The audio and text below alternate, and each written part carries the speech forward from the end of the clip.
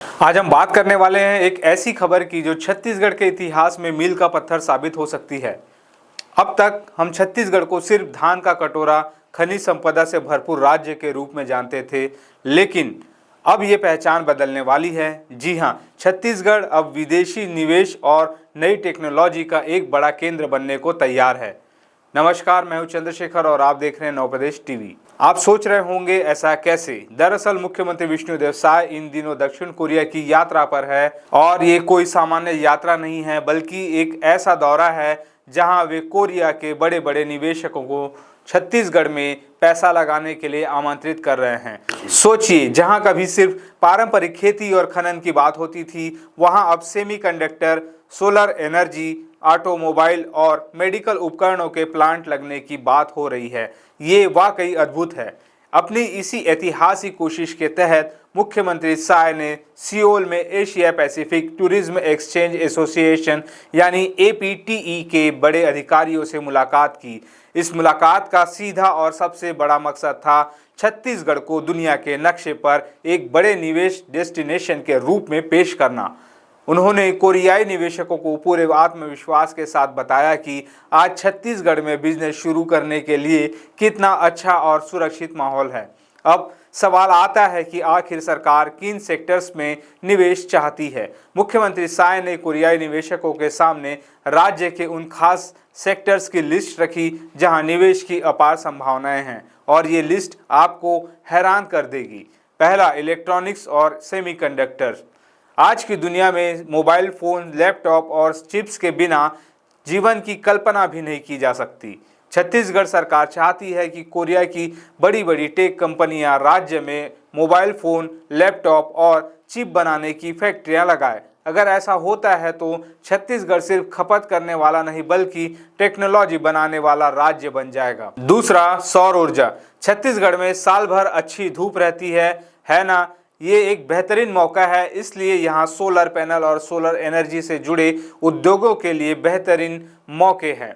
कोरियाई निवेश से हम अपनी अक्षय ऊर्जा क्षमता को बढ़ा सकते हैं और पर्यावरण के प्रति भी अपनी जिम्मेदारी निभा सकते हैं। तीसरा, ऑटोमोबाइल और मेडिकल उपकरण। सरकार ने निवेशकों को गाड़ियां और अस्पतालों में इस्तेमाल होने वाले उपकरण बनाने के प्लांट लगाने के लिए भी आमंत्रित किया। दोस्तों, आज गाड़ियां हर घर की जरूरत है और मेडिकल उपकरण स्वस्थ समाज के लिए अनिवार्य। इन क्षेत्रों में निवेश से प्रदेश में रोजगार के अवसर बढ़ेंगे और स्वास्थ्य सुविधाओं में भी सुधार आएगा।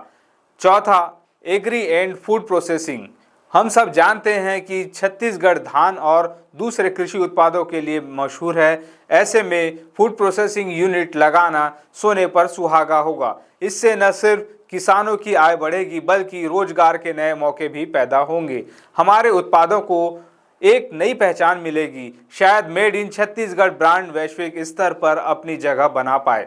लेकिन सिर्फ निवेश की बात करना ही काफी नहीं है, निवेशकों को सुरक्षा और सहयोग का भरोसा भी चाहिए, और मुख्यमंत्री साय ने यह भरोसा दिलाया है। उन्होंने निवेशकों को आश्वस्त किया है कि उनकी सरकार छत्तीसगढ़ में फैक्ट्री लगाने और बिजनेस शुरू करने में हर तरह की मदद करेगी। उन्होंने यह भी बताया कि राज्य की नई औद्योगिक नीति निवेशकों के लिए बहुत ही सरल और आकर्षक बनाई गई है, ताकि उन्हें किसी भी तरह की परेशानी का सामना न करना पड़े। ये एक ऐसा कदम है जो ईज ऑफ डूइंग बिजनेस को नई ऊंचाइयों पर ले जाएगा। यह यात्रा छत्तीसगढ़ के लिए एक बहुत बड़ा मौका साबित हो सकती है।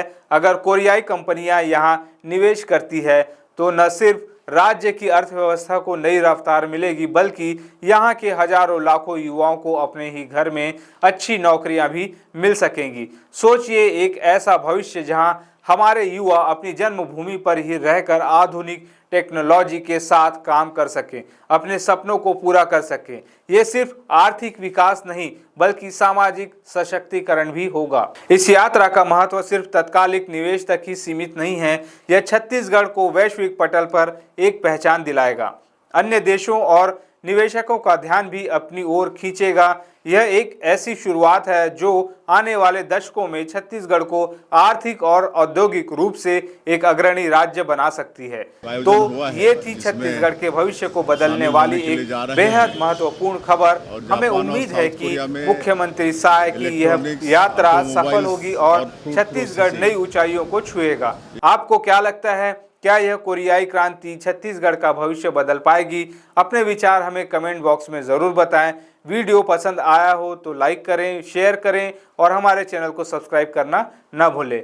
मैं मिलता हूं आपसे अगले वीडियो में, तब तक के लिए नमस्कार।